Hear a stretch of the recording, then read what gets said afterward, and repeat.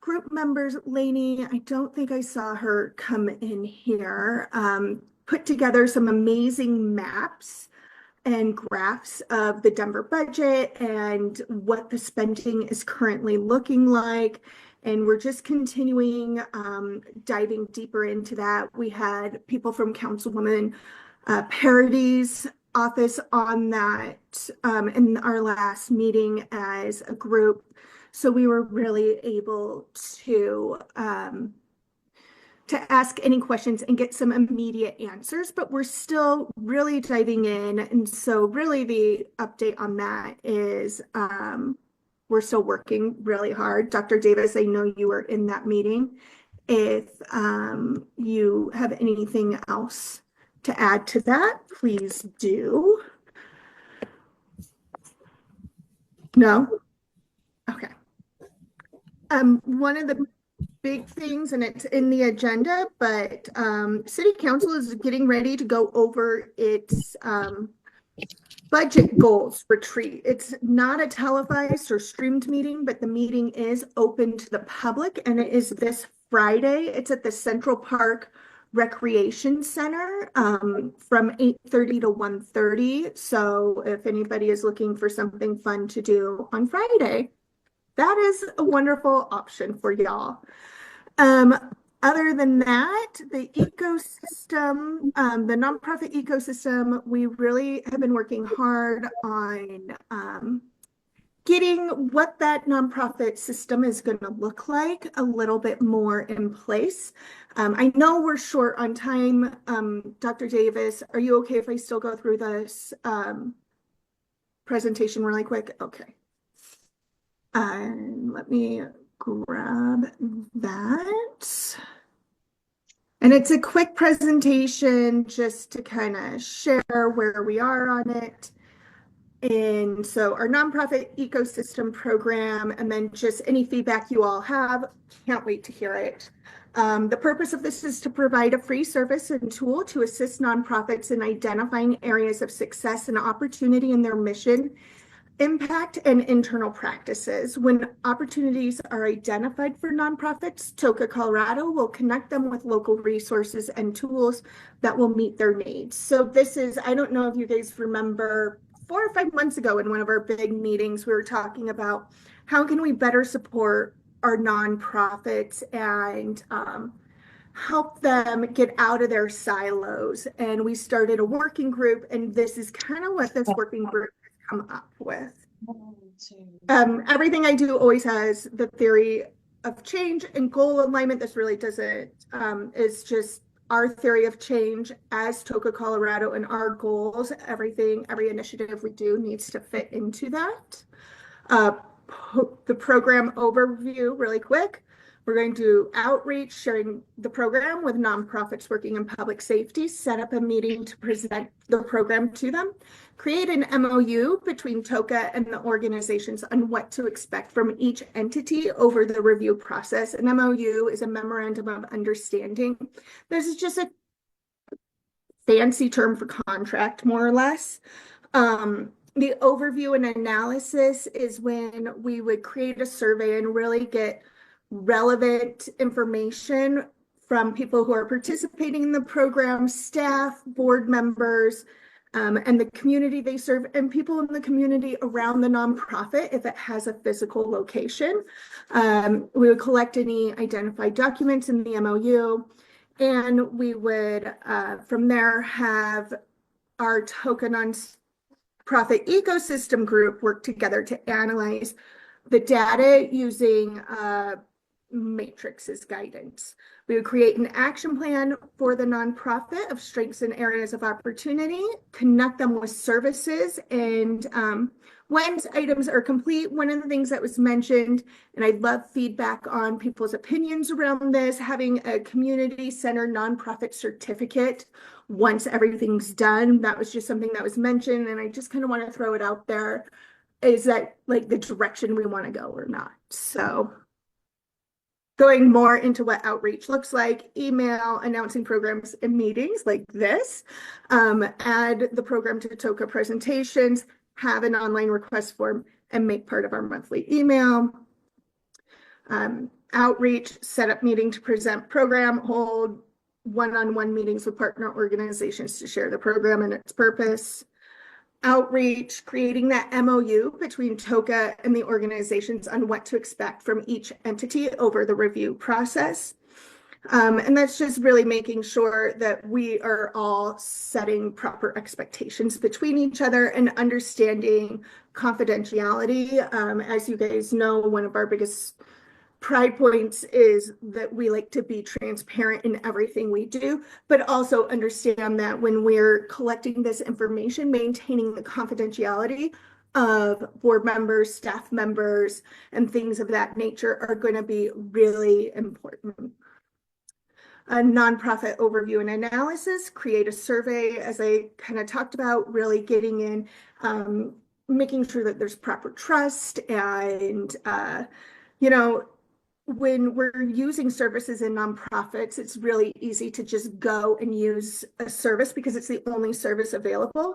But the organization might not be living up to the standards that it needs to really be trusted and valued by their mission, right? The community they're trying to serve. So this is to make sure that they have that trust and to make sure they're living their values from their board on down. Nonprofit overview analysis, just getting all the documents and looking through the confidentiality agreement to make sure everybody is comfortable with what's being shared. And then we have a matrix that just we have a guideline one, but we would really kind of like the matrix we showed at last month's meeting, really work at it as a group to make sure that we're meeting the standards that are relevant to that nonprofit. And then the recommendation phase, after all that, go ahead and invite all staff, board, and community serve. So when we release these results, we're going to release them to everybody who is involved in the surveying at the same time to be sure that a level of expectations is set. And then we'll do a follow-up appointment with the decision makers to come up with a plan of action for putting things into place. And then also the connection of local services, of the estimated cost of those services and things of that nature. So that's more of that. And then a progress check at 12 to 15 months. I apologize for the dogs. I can't find my earbuds, so I apologize. And then the progress check will include another survey of 12 to 15 months. And then, as I said, the talk about a certificate program, but that's kind of that. So that's the program that we came up with. Happy to take any questions. I know I went over that really, really quick, and I also apologize for my fighting family. So happy to answer any you have.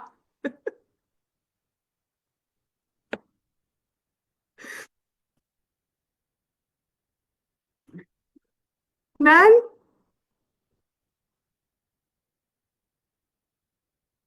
So, but yeah, that is the update from the nonprofit ecosystem.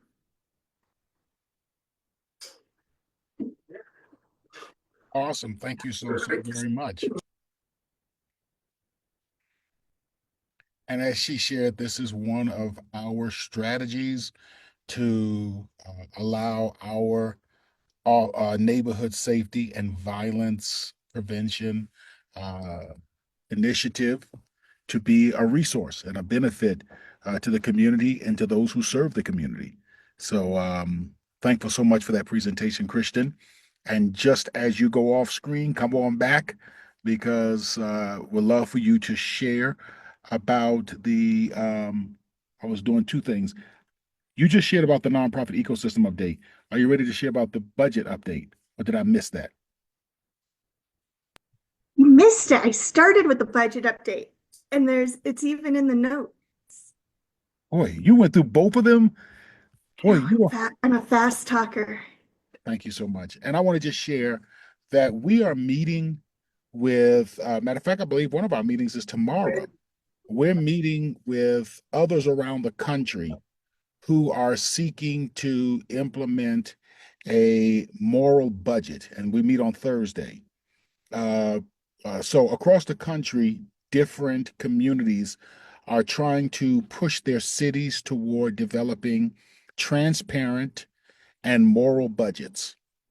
And so we want to, as a community-led initiative, do just that. We want to hold our city responsible for ensuring that the budget process is transparent, that it is community engaged and community led, and we want to ensure that it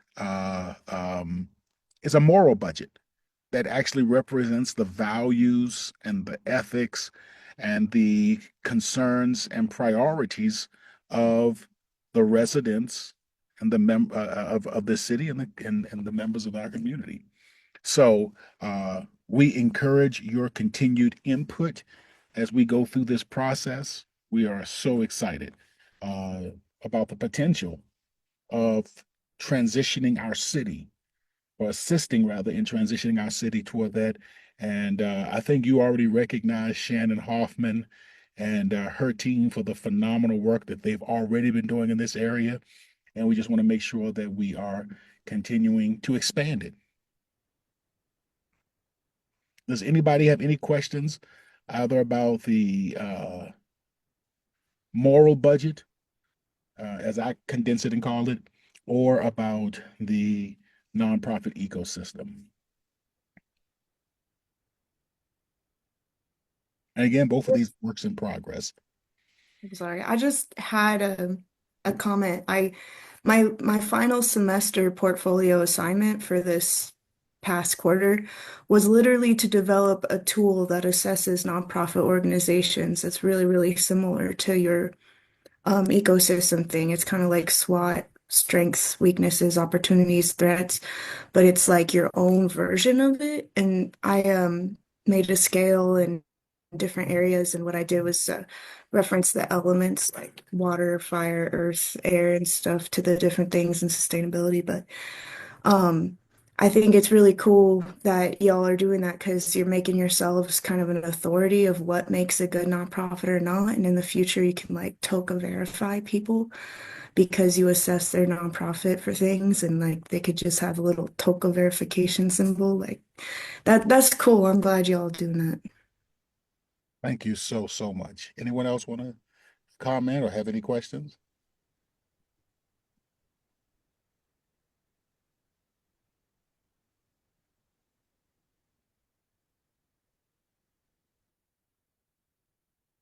All right. Well, wanted to share something that came on our radar. I had the opportunity to attend the Citizens Oversight Board meeting on this past Friday. In that meeting, we discussed, it was discussed, we didn't do anything. It was discussed about a new disciplinary matrix that the Denver Police Department, the Denver Department of Safety is considering. And that new matrix is a education-based discipline matrix. Um, it's exactly what it sounds like. But what I would like to do is I'd like to share a presentation because, before I even share the presentation, let me tell you what my primary concern is, and what the primary concern of the Denver Task Force. Our primary concern is that we are going to have a new disciplinary matrix rolled out that does not have community guidance. I don't like to use the word input because I don't think that community should be involved in just giving recommendations and input. Matters of this importance, the community should be guiding the process. So my fear is that there will not be community guidance in this process. And I'm going to share with you the history as much as I can of how we got of education-based discipline. Denver is not the first city to implement it, but I'll share with you what has been in traditionally. The second thing that concerns me is this: the community, the Denver community, worked for years with previous administrations and previous leaderships at the Department of Safety in order to develop the current matrix that we have for police discipline for acts of misconduct. So if the current model that we have involved intense community involvement and engagement, we cannot transition to a new model without community involvement and community engagement. Then lastly, and I just want to make sure because, then lastly, in the current political climate, where we have an administration that is very vocal about allowing law enforcement to do whatever law enforcement considers necessary to its population, while at the same time pardoning people who assault and mistreat law enforcement. So you have this whole lot going on here. But in this current political environment, a city like Denver that prides itself on being a progressive or a bastion for progressive ideas and policies cannot implement a new police disciplinary matrix in this political climate without ensuring that community is guiding it and that community feels safe with the new model that is going to be implemented.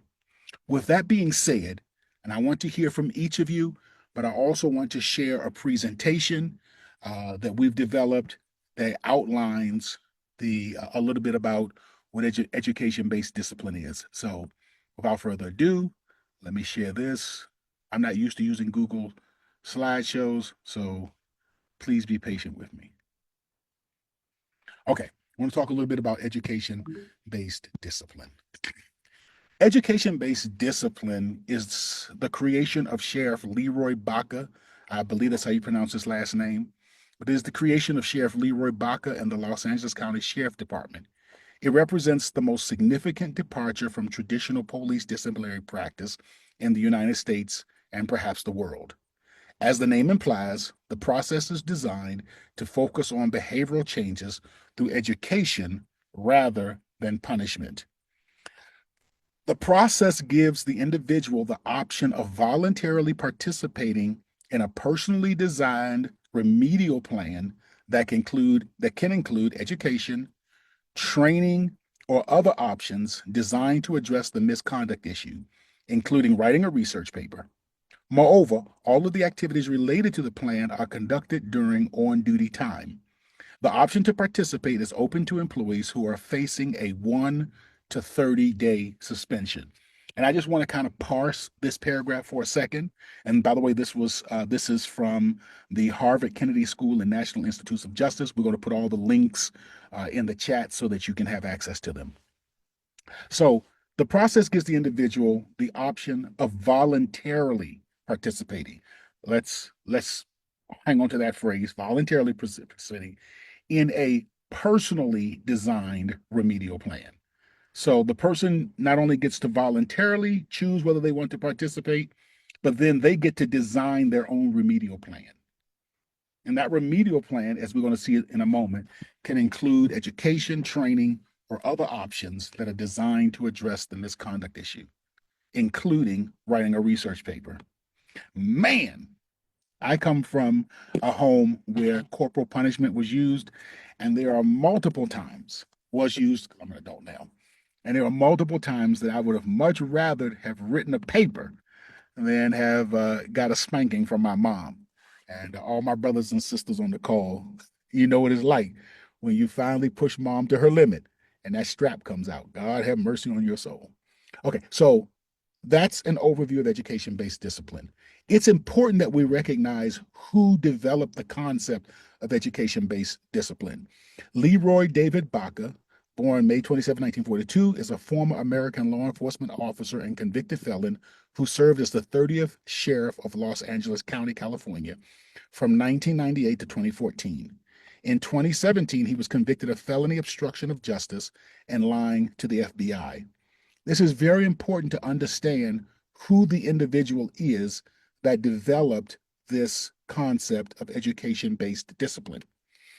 Why? A good explanation comes to us from the Vera Institute for Justice. This was shared with me today by Daniel Boda, and I believe he's now Dr. Daniel Boda from the Vera Institute of Justice. He says, and I just put in here word for word what he wrote me. Hello, Dr. Davis. Always nice to hear from you. Education-based discipline is a specific approach developed. Let me pause here for a second. Those of you who have been with the task force from day one, you know Daniel Boda very well. He was one of the facilitators for our task force when it first started back in 2020. You know that the Vera Institute for Justice has been one of our lead partners in every initiative, including TOCA, that we've undertaken. They are our key national partner in helping us to identify and to think through various recommendations and initiatives that the task force and also TOCA has been undertaking. Okay, with that being said, and with that background, I'll read. Always nice to hear from you. Education-based discipline is a specific approach developed by LA Sheriff Lee Baca in the mid-2000s. I'm attaching a short piece about it from an LA Sheriff Department training Sergeant Al Cobos. Again, I hope I'm pronouncing his name correctly. The other thing to keep in mind is the context when the idea arose. Sheriff Baca, and this is very important, Sheriff Baca, along with 9 of his staff, including his undersheriff, was convicted of a wide-ranging conspiracy to obstruct and tamper with witnesses in an FBI investigation into abuse in his jails. He hid informants, opened criminal investigations on the FBI agents, and had his people directly threaten to arrest the lead agent. In addition to the 10 people convicted for the obstruction case, 11 other LA Sheriff Department deputies were convicted for the abuse that sparked the FBI probe in the first place, beating inmates and covering it up. All these incidences, the beatings, the undercover FBI agents, and the obstruction by Baca happened during the same time period when Baca developed education-based discipline. It might still be a useful framework, but I think it makes sense to consider the context it emerged from. Here's a DOJ press release about the convictions that took place. So while he was threatening FBI agents, and I think context matters. One of the things that Christian and I talked about today is we don't want to demonize people who have felony convictions, because at the core of what we do is about healing. And so just because someone was convicted of a felony does not make them an evil person. But we do have to take into consideration the context of what this gentleman was involved in at the time that he developed education-based discipline. Okay. So he was, as we see here, involved in misconduct that resulted in he and 10 others being convicted in an obstruction case. He was covering up misconduct by his officers. So while he's in the process of covering up misconduct, threatening FBI agents, et cetera, et cetera, et cetera, he's developing a disciplinary matrix that says, rather than having our deputies be disciplined for, in a traditional sense, for their offenses, we're going to let them undergo additional training and develop their own discipline matrix. Does that make sense? And I can't read the text, so if somebody, I'm in the chat, so if somebody could help me out, Christian, if you could help me out with things that come into the chat, that'd be very beneficial if there are questions or anything of that nature. Okay. So here's what Sheriff Leroy David Baca said in 2007 regarding education-based discipline. The focus of discipline should be on creation of a corrective action plan rather than punishment for punishment's sake. The plan should emphasize training and remediation along with more creative interventions designed to correct deficits in performance and maximize the likelihood of the department member and his or her peers responding appropriately in the future. And I'm just going to kind of let that sit with you before we move any further. There's been several things coming in on the chat. Kristen, is there anything from the chat that you'd like to share? Most of the chat is me sharing resource links, but thank you so much. We did get a comment from Paxson just saying, I can't believe our state cops think this is a viable source to draw from. And I think that's a great way to think there. Well, if someone is threatening FBI agents and covering up his and his officers' misconduct, don't you think that it would be wise for that person to develop a disciplinary matrix that's going to really help to clean up the department? Because nothing says I want a clean department like sicking your goons on FBI agents. Nothing says I want a clean department like cover up and other malfeasance. Sarcasm implied. Okay. I want to share with you some responses from various entities around the country who have used the education-based discipline approach. This is from Washington, D.C. This is their Office of Police Complaints, which would be the sister organization of our Office of Independent Monitor. So this is their Office of Independent Monitor. And here's what they said about the education-based discipline as it was used in Washington, D.C. For years, the Office of Police Complaints has detected a pattern wherein after an independent complaint examiner sustains one or more allegations of misconduct, officers are often issued education-based development or education-based discipline, which consists of retraining the member in lieu of actual discipline. After each sustained complaint, MPD, Metropolitan Police Department, sends 2 notices to OPC and the complainants. OPC has observed that in the first notice, MPD, Metropolitan Police Department, nearly always initially recommends the officer receive adverse action. So their independent monitor is saying that the officer should receive adverse action, which is department level discipline. Yet, when Metropolitan Police Department sends the second notice of final action to the Chief of Police, to the Office of Police Complaints, and the complainants, the letters often state that officers were not disciplined at all and are instead given education-based discipline.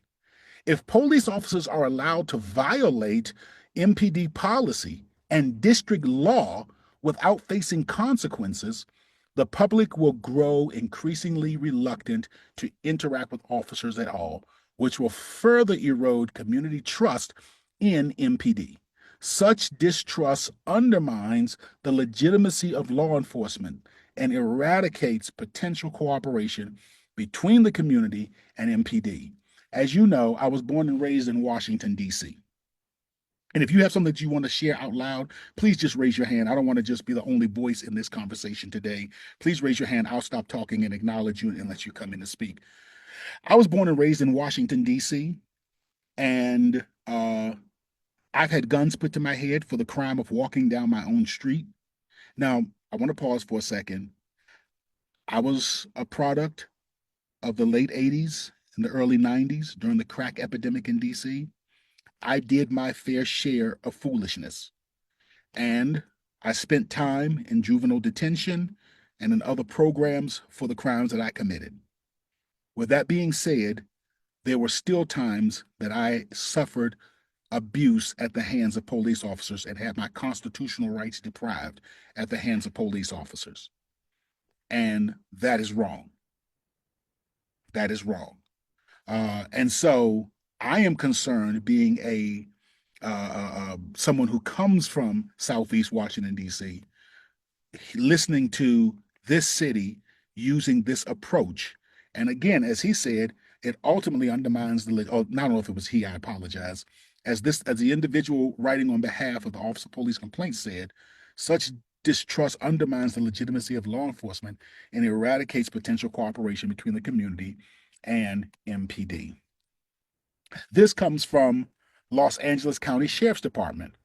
Over the last 10 months, we have measured the impact of the movement away from suspensions in the LA Sheriff Department. We are troubled by what we found. In lieu of suspension, the LASD has been allowing deputies to attend classes instead. The program is called Education-Based Discipline. We found that deputies are being offered classes for serious misconduct that should result in significant sanctions. We are particularly concerned how founded allegations of unreasonable force were handled at the department under education-based discipline, at least until last February 2013. Unreasonable force is one of the most serious violations of department policy. Nevertheless, disciplinary action was significantly rolled back for this type of misconduct during the time period that we analyzed. And this is from the 33rd Semi-Annual Report of the Special Counsel, Los Angeles County Sheriff's Department. And we have some comments that I do want to kind of read through. And if I misrepresent your comment in any way, please interrupt me. Paxton said, "Are they children? No, juvie kids don't even get this option. This is so ridiculous." Which, you know, if this is their new policy, why not apply it to everyone, including those people they say do so wrong? Police needs to carry a license like nurses. This is from Mariana. This BS of additional training and their union supports bad behavior. And then V has multiple reports from migrants that DPD has treated them with discrimination and worked with ICE despite them saying otherwise. And Paxton talks about her personal experience of, I had a juvenile felony, but nowhere near that kind of racist abuse that you went through. I'm so sorry, Dr. Davis. Amy Beck. Going straight. Before you read Amy, let me just say, I have experienced police abuse at the hands of white officers, but DC is an 80% Black police force. It was when I was a child, and I understand that it still is to this very day, even though the demographics of the city has changed. So often getting slapped, slammed face first on the hood of a police car, having guns put to the back of my head was done by Black officers. I did have one white officer call me a nigger, but almost nearly all of the abuse that I suffered was at the hands of Black police officers. So yes, it's sad there's such a culture that there's even Black on Black police violence. Can I interject? I'm sorry, I'm driving and I can't find the hand function. So, cognitive behavioral education actually is an evidence-based practice and that has been proven effective for folks of color because it you know, so there's a lot of research behind CBE. Sometimes it's called cognitive behavioral therapy. And it's for anyone to change their behaviors, whether they're, you know, incarcerated or want to stop smoking. And it incorporates a whole lot of practice and methodology. So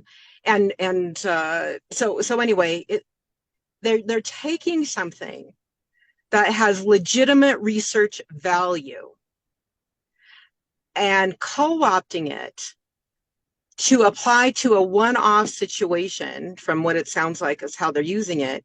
And that's not cognitive behavioral education in practice.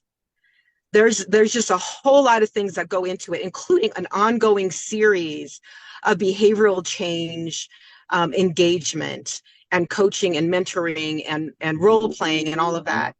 So they're taking something that is valuable in many ways and using it as a means to, and let's just call it what it is. It is a way to retain police officers where that labor force is shrinking for a variety of reasons.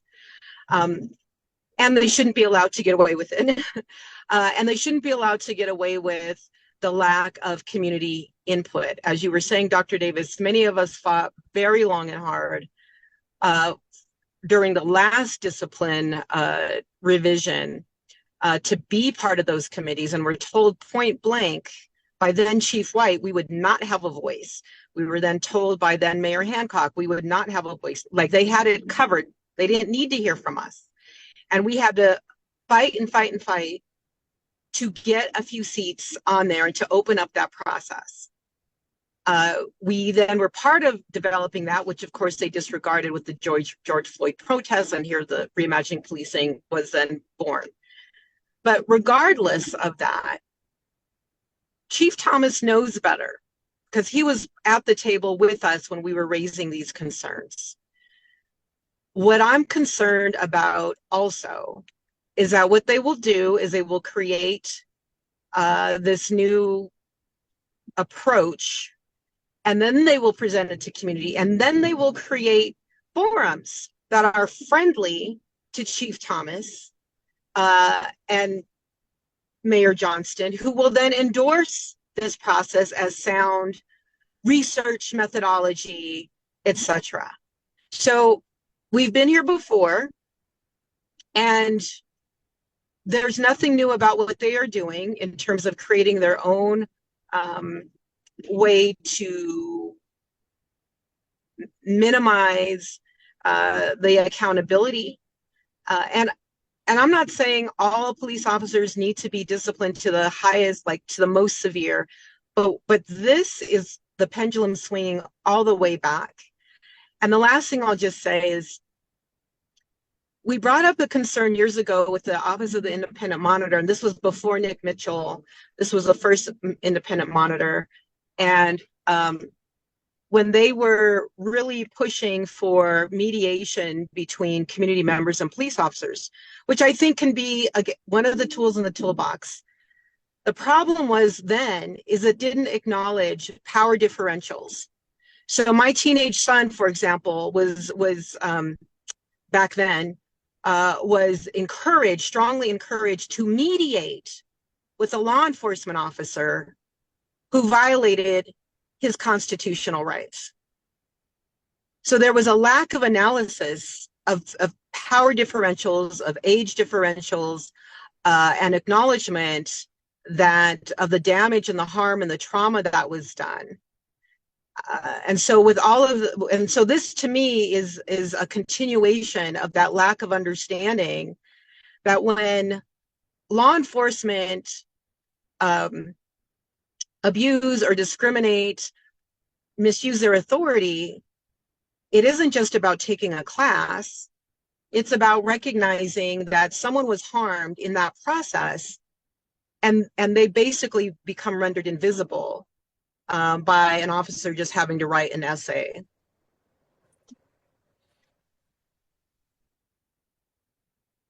I can't hear Dr. Davis. Deborah Burgess. Yeah. Before you start, I'm just piggybacking off of Dr. Calderon. I don't even know where to start with this. I mean, I have to say touche to Dr. Calderon, because I mean, it's sort of like, here's this officer, and I'm saying this from paying upon, as many of you know, and I used to be a former police officer in Tallahassee, Florida, and worked in the government. But this is what I saw. Here's this individual that's doing all this dirty, and then had the audacity. I mean, he had some cojones there. I tell you, excuse me if that gets some people mad what I just said, to go in there and you threatening FBI agents and all of this kind of stuff, and then mixing, and then at the same time writing something that he done co-opted from somewhere to make it, because deep down I'm right. And what makes me mad as a former law enforcement is that this is done. Maybe it's a psychological issue he had, that you think what you were doing was okay. And at the same time, writing something for the part of you. I mean, this is actually almost sick to me. And this is reminding me of, many of you may have saw this. I don't know, the corporate media can't believe a lot of things they're saying, but they're saying now, MAGA, some of the folks around that want to add Trump to let this guy go that killed George Floyd. This is what I mean. This is just like Dr. Calderon is saying. It's going in the opposite. I mean, this is just blowing me away. An officer would do this. And then at the same time, Mr. Good Thing, he's going to go in and create something he done co-opted I don't know. I don't know if he maybe seeing somebody psychologically. This is something psychologically sick about something like this. In one breath, you're doing this, but in the other breath, you created something so, to make sure our officers, stand at attention and do the things they're supposed to do. I'm just blown away by this. I really am. I want to just say, first of all, thank you, Deborah, and thank you, Dr. Calderon. And this is not to be argumentative. Dr. Calderon, you mentioned, Chief Thomas and the process we went through. And I want to say, if Dr. King, Gandhi, and Nelson Mandela sat in a room and came up with this approach of it, as it has been used, as it has been used in DC and LA, if they came up with this, I would still have problems with it. It's just a poor idea, period. And that's not to undermine anything you said, Dr. Calderon, but I just want to add that to what you said. No matter how this came up or who came up with it, it's a poor idea. And I think we as a community need to make sure that we are doing exactly what we're doing right now, figuring out how we're going to approach this to make sure it doesn't become a part of our city's policy. I have some additional stuff to share. And just real quick, Dr. Davis, my point was he should know better. No, you're right. He was at the table with us when we brought up these issues. So the fact that he's now the main proponent of this is incredibly disappointing. Yes, 100%. You know what, not to interrupt, it makes me feel like when you guys were at the table with him, that he and shaking head and affirming, and at the same time was going in the other direction, and he knew it. I would have respected the man if he would have gone on and said to both of you all sitting at that table the real truth. That's, to me, and so that's, you guys maybe y'all nicer. That's insulting to me. He's sitting up there saying one thing, and then in his mind and his actions are showing something different. That's a total lack of respect. And it's also, you're 100% correct, Ms. Burgess. And it's also insulting because this is the work that was done around this disciplinary matrix predates my coming here. I worked on it toward the end with the use of force advisory, but as Dr. Calderon said, there were so many community members who volunteered hundreds of free hours, hundreds, if not thousands, of free hours working with the city, not getting so much as a gas stipend because this is before we did everything on Zoom, not even to get a gas stipend. And then for you to insult all of that pro bono work by just throwing it in the trash, which they've already done multiple times, as we saw with the protests and everything else. But this is just kind of like the icing on the cake, if you will, to highlight your point and Dr. Calderon's previous point. I have a few additional things I share. Keep jumping in, keep sharing your thoughts in the chat. Here's a description of classes that are listed under the action item menus referenced in the various EBD option above. So this is kind of like some of the things, and I'll go more specific. This is what one officer was given, and this is the type of things that they can, type of stuff that they can do. So they can develop a model for themselves that includes some of these things. Like, for instance, life class, the deputy can say, okay, hypothetically, and we're going to see what this particular options here were given to an officer, and we're going to tell you what this officer did. But these are the type of things that was offered to this officer. Life classes, 7 habits of highly effective people. Well, I've read that book about 2 times, maybe 3 times in my life. So does that then excuse me if I go out there and do something crazy? Professional development, taking an ethical decision-making course, I imagine. Anger management and effective communication. Behavioral stress management, relationship management, conflict, dealing with difficult people. But you're the difficult person. You're reading a book on how to you're reading a book on how to deal with difficult people. And I've read this book once or twice as well. Dealing with difficult people, you're the difficult person. Okay. Here's some other options that was given. And again, this comes from the report here that were given to be able to take. Now, what did this officer who was given these options, what did he do? And it was a he. What did he do? Well, here is the example, a real life example from LA Sheriff Department. A male deputy was found to have committed multiple lewd acts against a female peer deputy of the department. Now, we know this is the underlying thing. We'll go back in a second. And this is what he was required to do for those lewd acts. He was required to read 7 Habits of Highly Effective People. And this is what he chose to do, by the way, because remember they said you get to choose your own discipline model. So you get to decide what you want to do. So he said, hey, I've always been wanting to read that book, 7 Habits of Highly Effective People. Wouldn't mind reading that book dealing with difficult people. Yeah, I'll take a relationship management, conflict resolution course. I'll take a respect-based leadership course. And these, don't get me wrong, these are all wonderful things to do. But you can't get to choose what your discipline is when you've done this. A male deputy was found to have committed multiple lewd acts against a female peer deputy of the department. These acts included commenting on the peer deputy's clothing with sexual undertones, questioning her about personal relationships, and, when all else fails, deploying pepper spray underneath the bathroom door while the complainant was inside, hiding her flashlight, and activating a taser to the complainant's buttocks. And what was his? I want to read. Remember, this is what he did. And what was his education-based discipline? And I'm really not trying to gaslight or stir up the fire. But what was his discipline? Here you go. So when you act like that, this is what you get. This is your punishment. And you know, Dr. Davis, Yes, my graduate work is in applied communication from DU. Yes, ma'am. And some of these courses I taught with people that want this because I'm having a problem. I'm coming, I need help with this. This whole thing that you showing me, your problems on self-management, was given this, and then you pick.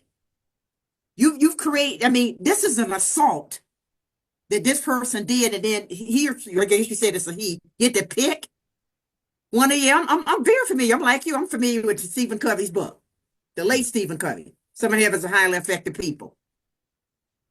And what to me, what is being said by them, this department, you get to choose. Oh man, whoever it is, what you did ain't all that wrong. Just go on and check these off and take care of it, and everything will be okay. But what about the person you victimized in the way that they have done? Yeah. See how many people in the outside of what kind of like, well, we're here this here this kind of stuff like this. I mean, this is incredible. And the irony is, and I think this is highlighted with what President Trump did in pardoning the people from January 6th. The irony here is this. If you almost can say, if you mistreat a citizen, we understand that the blue wall is going to stand up for you. But you would think the blue wall would come crashing when you do this to another officer. So you would think that when Donald Trump, all of his talk about supporting police and everything else, and then releasing people who assaulted law enforcement officers, therein lies the problem. I'll read on. These particularly egregious policy violations were met with strong sanctions. In our evaluation, however, we do not agree that education-based discipline should have been granted. This behavior, which can be safely described as torment, should not be tolerated, and allowing part of the suspension to be placed into abeyance with education-based discipline signals that the sheriff's department feels otherwise. All right, let me pause for a second and hear from the community, and then I want to open up a discussion about how we move forward. I have some suggestions, but I want to hear from you as well. Kristen, do we have anything else coming in from the chat? And everyone who's here, we want to hear your voices. Now, let me just share this before anybody starts speaking. This is going to be on Facebook. So if you would like to, you can change your name on your profile, and you can go off camera when you speak. So you can change your name to Sally Sue, Mary Mack, John Doe, whatever you want to call yourself. And you can also, you don't have to come on camera. You can take your camera off if you want to share. I understand that in the environment that we're living in now, individuals are rightly afraid of retaliation. But so I want to make sure you know, if you want to speak, but you would prefer to change your name, we respect that, and we respect you turning off your camera. V, did you want to unmute? Sorry. Hey, absolutely.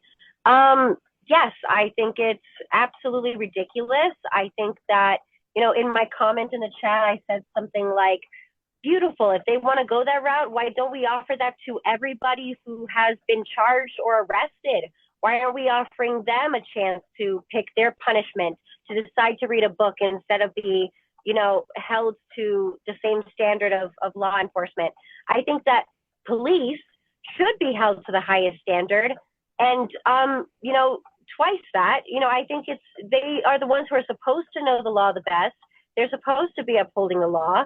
If they act out of, I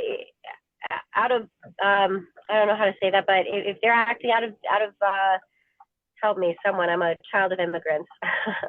Well, that's out of out of policy place, I guess. Yeah. Right, exactly. So if they're acting that way, then absolutely they should be held to the highest, discipline. They are out there enforcing the law. They are ruining lives and destroying communities throughout that process in the name of the law. And they get to read a book. And these people who maybe could, benefit from those courses, from those, life coaching type opportunities, they don't have that same privilege.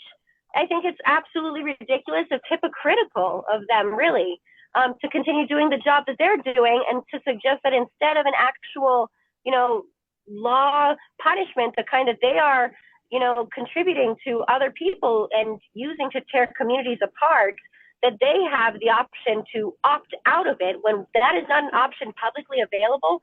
Absolutely not. Absolutely not. Thank you so much. Anyone else want to share? And Christian, do we have anything in the chat? I'm not monitoring the chat. Anything in the chat? Or if anyone else just wants to share, come off of mute.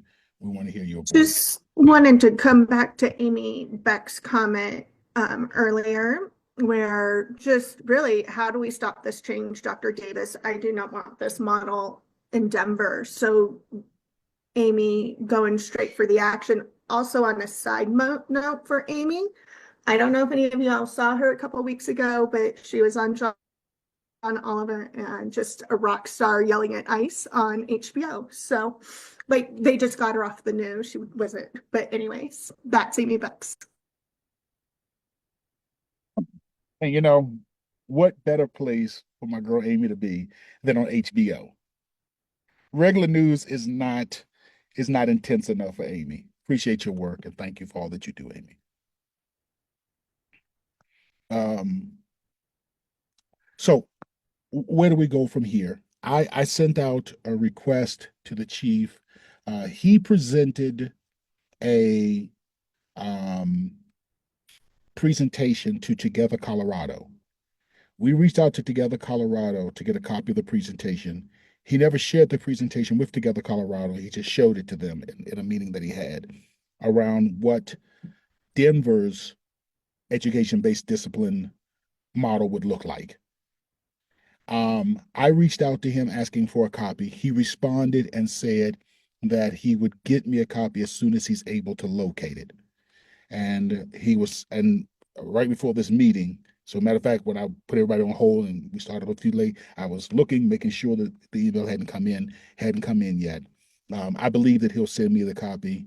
It's just a question of when will we receive it. As soon as we receive it, we'll share it with everyone that is on this call, everyone that's in this group. We'll get a copy of it as well. So when I reached out, like I said, I was at the meeting on Friday. I heard conversations about it. I reached out to the Citizens Oversight Board and as well as to the Independent Monitor to get additional information. Neither one of them were able at this time to share additional information. They're somewhat in a waiting posture. And the information that they did receive, and I know I'm butchering the term, but it's essentially work product. So they're not legally, they're not able to share it until it's released publicly. So we're trying to get additional information about what would this education-based discipline look like if it were to be implemented in the city. What is the Department of Safety, the mayor, and the chief of police, what are their idea of what education-based discipline would look like? We know what LA's looks like. We know what Washington, D.C.'s look like. We just read articles and you've received the links to those various resources. So we know what theirs looks like. The question is, what would it look like here in Denver? How would it be applied in real time here in Denver? We know that Denver police has a strong tradition of trying to ignore the recommendations of the Office of, or not trying to, but ignoring the recommendations of the Office of Independent Monitor. So what would education-based discipline look like if it were to be applied here in the city of Denver? So as we talk about strategy, here's what I've come up with so far. What I've come up with so far is that we need to be proactive, which means that we need to set up a meeting as soon as possible with Chief Thomas, hopefully Director Sadate, perhaps the mayor can be there, but definitely with Chief Thomas. And we need to draw a red line as to what will not be tolerated. We need to have a conversation, but we need to be very clear about what will not be tolerated with this new plan. What we as a community are prepared, the hill that we're prepared to die on. And you know, those of you who have worked with me know that I'm not a red line type of guy. Oftentimes I'm criticized because I'm a little too accommodating, but I think that this is something that we need. This is a hill that is worth dying on. And I think we need to really be very clear about what will and will not accept. We need to develop answers, not take what answers they give us, but we need to develop answers. I do believe, this is Robert Davis personally. I'm not speaking for the task force now because you haven't spoken, so I can't speak for you yet. Robert Davis believes that there are certain infractions that are eligible for education-based discipline. For an example, an officer may have inadvertently, not maliciously, mishandled a piece of evidence because they weren't properly trained on how to preserve evidence. Yes, let's retrain the officer.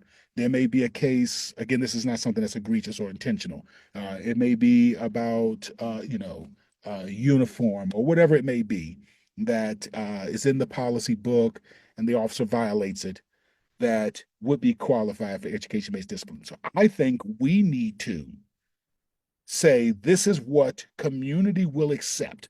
These are the types of things that we will accept education-based discipline for. And these are the type of things that this is the red line. So for instance, we will not allow female officers to be sexually harassed and then physically tormented when they rebuff.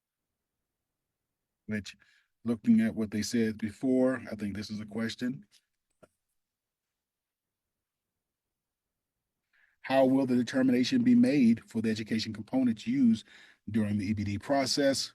Who will make these determinations? So as Deborah Burgess said a moment ago, you know, in her line of work, people came to her saying, I want additional resources and support and, excuse me, and education around X, Y, and Z. And then she and members from her team would develop, I would imagine, correct me where I'm wrong, Ms. Burgess would develop some kind of a education or action plan for that individual. Okay, well, who develops this action plan, this education-based discipline plan? Because it's appearing to me what you've shown Dr. Davis earlier. They just made a plan to fit everybody in their in every situation. That's like when you and Dr. Calderon were talking about, you know, if a person made a mistake with evidence, or I cannot name the person because I might get the person in trouble. They will get, I don't want to say what they were going to get an operation. It's been known by the command, the DPD. Okay. Serious one. The next day. So she found some trash. They wrote her up for not turning the trash in. It was literally some trash. This was a female officer. You see what I'm saying? So it sounds like it's sort of like it's made in a reference. It's made in a puzzle or a scheme for certain situations. But that situation that you guys talked about earlier, that is assault in something, and that fit that. That doesn't make any sense to me at all. That's ridiculous. And yet here's a person that got wrote up, and they get ready to have serious surgery. It was literally trash. And they got wrote up for this. That's all I'm going to say. I ain't going to go further because it identify who it is. I'll leave that alone. Thank you so much. Dr. Calderon? Yeah, there are so many questions, and I don't want to take up the time to do that. I can submit them, but I'm just, it depends on what stage they're in. I almost feel like we should do a forum on this, and instead of, again, going to your point, being really proactive and educating our community that this is coming down and what it is, and maybe having someone from the Vera Institute perspective, from the Independent Monitor's Office, etc., talk about what this could mean for community. But among the many questions that I would have is, how long have they been planning this? Has the police union representation been at the table in developing this? Have they actually had certain community you're talking members? Too fast. You're talking too fast. Hold on. Well, it's being recorded, right? So yeah, you're still talking too it'll fast. be captured. Just take it away. What research are they basing it on? Because if they're cherry picking research, that's another problem. You know, so that, you know, we can almost literally cut and paste our inquiring questions from years ago when we were questioning their use of force revision, and we had so many questions we had to break it into parts. So I'm just saying that I would love to get more input from people here about what their thoughts and their questions are. And there are so many depending on what the stage that they're in. That's also one of my questions. You know, are they about ready to roll this out? Are they still drafting it? If so, who gets input on that draft? You know, what's their plan for community, so-called community engagements? Are they going to cherry pick those members, et cetera, et cetera?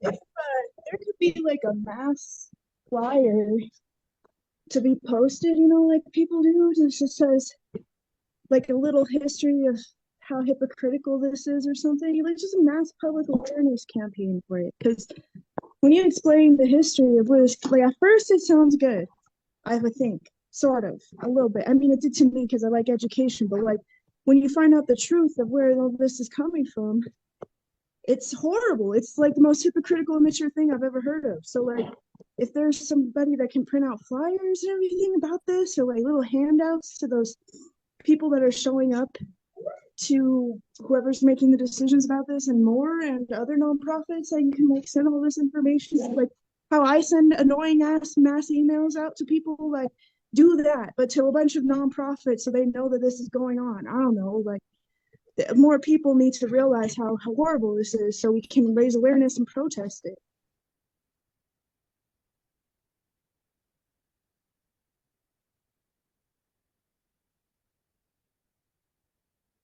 Thank you. Thank you so very much.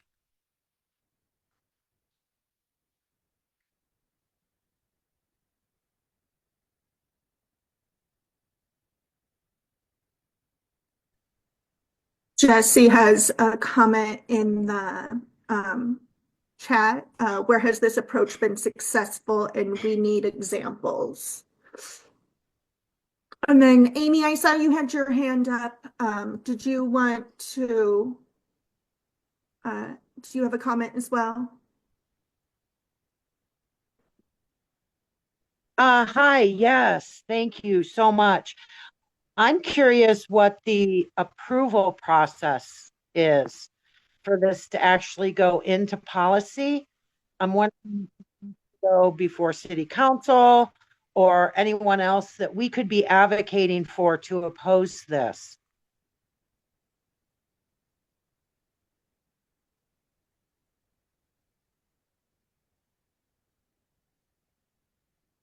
Amy, I can speak a little bit to that based on our last process years ago. So, DPD can do this on their own with the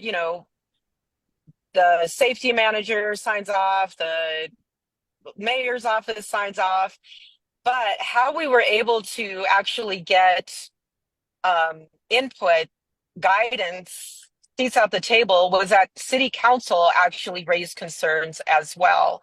And the fact that they were in the dark about it, and that when they started naming advisory members, when they were trying to then compromise with community, saying, okay, well, we'll let a few people on, city council members were like, wait a minute, we shouldn't be in the dark about this. So through public pressure, through media stories, through community forums, etc., that's how we were finally able to open it up. But city council also had to be in a way ignited as well to say this was not an acceptable standard. So I don't think they have the power to block it because this is a kind of an internal operational approach that the DPD gets to do. But through leverage of their seats, it could be possible once again to open up this process because they should be being briefed because they need to let their constituents know about it as well. Okay, thank you. Yeah, that's helpful to understand. So it's not as if we can stop it, but we can cause some resistance and maybe get some items changed on how it's implemented. Thank you, Dr. Calderon.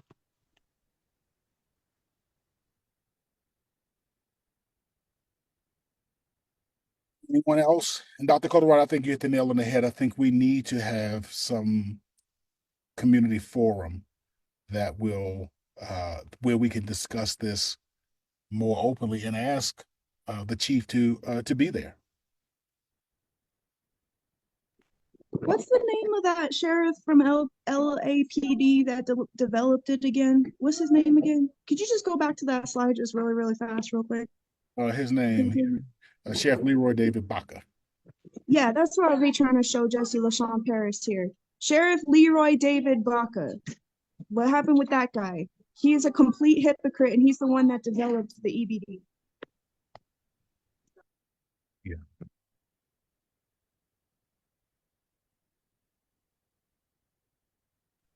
And you know, adding to that, excuse me, Dr. Davis, you know, Dr. Davis have said this before, and I know Dr. Calderon and several others on here. We go back way before with all of the folks that Dr. Davis talk about 119 recommendations. You know, it makes you feel like you put in all of this work, as Dr. Davis and Kristen and all these guys have talked about. I mean, this was a book. Press release went out on what we've done, and it's like you're in a maze, or you're on Ferris wheel, just going around and around and around.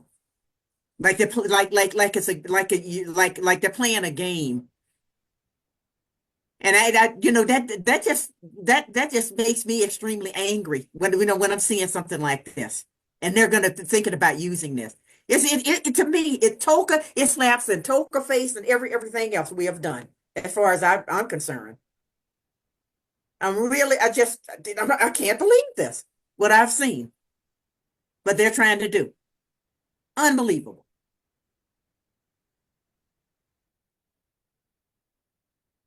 We got 3 minutes before this meeting ends. This is what I have documented.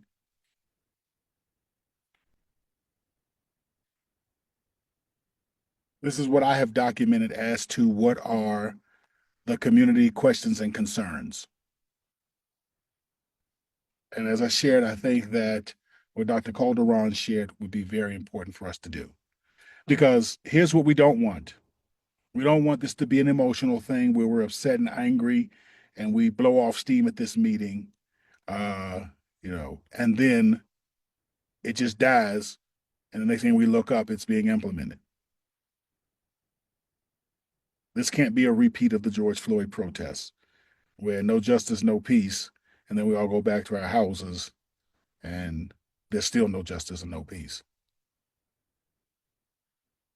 So, and when I say, let me say this, I've made a very generalized statement. I'm not talking about you on these calls went back to your houses. The fact that you're here and the fact that you've been engaged in this work. I'm talking about the unfortunately, the larger masses. We're very engaged, very concerned, and then we return back to our homes and kind of let things go. And that's what politicians, that's what you know, police unions and others are banking on. I'll never forget, last thing I'll say, I'll never forget when I was a teenager, I was watching PBS, and this was during the Rodney King riots, and they were interviewing an African-American FBI agent who said that the FBI's policy when it comes to riots is to block off the Black community so that the damage is confined to a certain block. And they believe that African Americans will blow off steam and then they'll go on about their merry way. So once it's kind of like once the pressure cooker gets to a certain point, it lets off the steam, and then everybody goes about their business. So I'm hoping that we will not fall into that, whether it be this, whether it be a host of other issues. Okay. Anyone else? Any last words? Are there any community announcements? I just put them all in the chat for people. But really quick, we are planning a resident lobby day at the city and county building with a large group of different community organizations, political organizations, labor unions. We're in the middle of the beginning stages of really planning this. Really excited. It's going to be the first resident lobby day at the city and county building. They do these at the State House all the time. You could sign up to join our planning committee, but you'll hear more of that coming up. Councilwoman Sarah Parady is having strategy meetings right now, talking about the different things happening in Denver. A lot of this is around the GO bond. But definitely, if we come with this to the table, this will also be discussed. The first one is tonight, it's ending right now. And then the second one is virtual, and there's a link to sign up for her virtual strategy meeting. I don't know if you all heard, but Jeanette, I'm going to say her last name wrong, Vizquera was kidnapped by ICE, and there's a petition to release her. If you haven't signed it, there's a link to that petition there. And then one of our coalition members, it just opened a consulting and therapy group, and we really just wanted to help uplift her. And so that link is in there as well. That's all. Before I go, I'm so glad to have in this meeting today the president, the newly elected president of the NAACP, the National Association for the Advancement of Colored People, Pastor Dr. Tony Henderson. Dr. Henderson, if you don't mind just giving us a word of greeting. We're so glad to have you. Congratulations on your election, and we are excited about your leadership and where it's going to take us. Dr. Henderson. Thank you, Dr. Davis. Greetings to you all. I am alarmed by what I hear. This is scary stuff. I was asked what qualified me to be the president for the NAACP. And the more I learn about Denver, the more I am assured that my time as a youth living in the South, that some of the things that I'm hearing now, we are on our way back to a scary place if the people are not aware about what's happening. I shared with Dr. Davis that my speech would be limited, but I want to assure you all that my way of moving forward with this is to move with conversation. I've not had conversation. I am appalled and terrified by what I'm hearing. And I want to understand why these things are prevalent in our community in 2025 in what is supposed to be one of the most progressive moving cities that the West has. So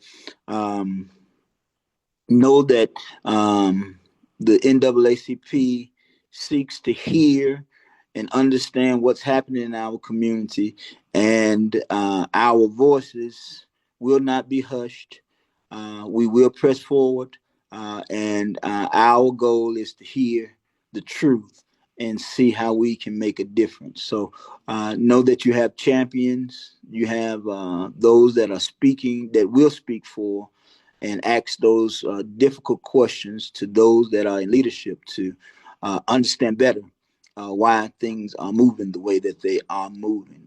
Again, I don't have the full story. This is my only my second time hearing about this. And the first time I heard about this was last Thursday.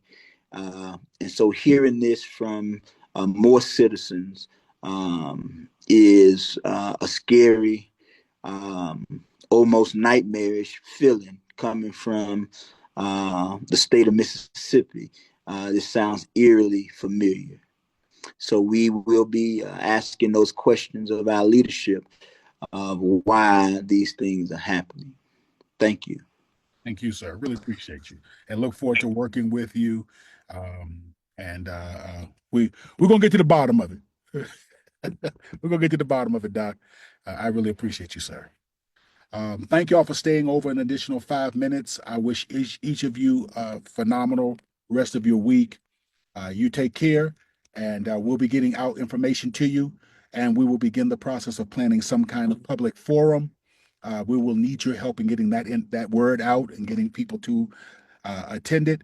So we'll get back with you within the next week of what that should be looking like. Thank you so very much, each of you, and blessings be upon all of you. Take care now.